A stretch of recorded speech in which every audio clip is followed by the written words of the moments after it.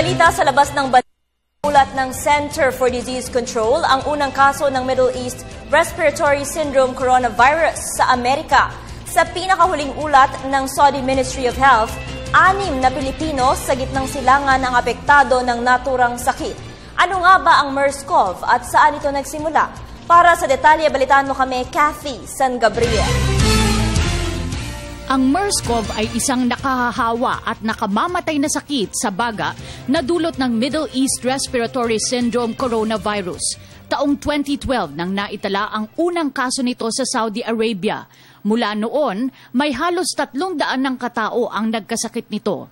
Mahigit 90 dito ang namatay.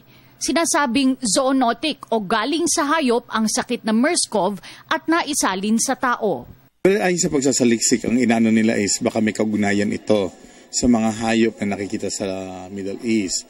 At ang isang specific na na-identify is are the camels na nung nag-isolate dito sa camels, may mga lumitaw na MERS coronavirus na pathogen or organism.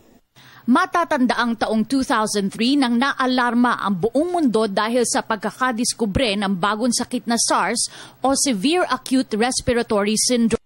Ang SARS ay itinuturing na kapamilya ng MERS-CoV dahil sa uri ng virus at sintomas nito.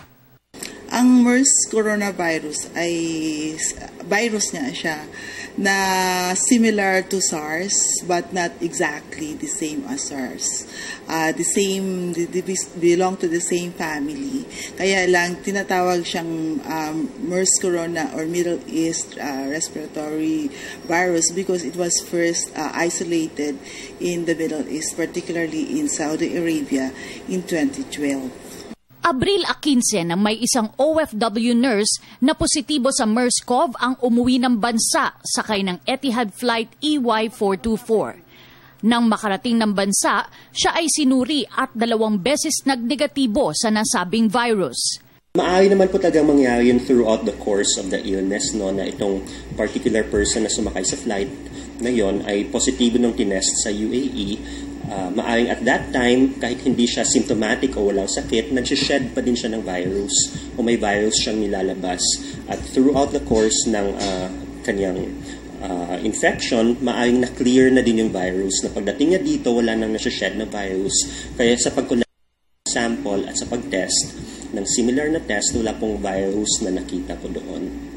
Mahigit 2 milyong Pinoy ang nagtatrabaho sa Middle East.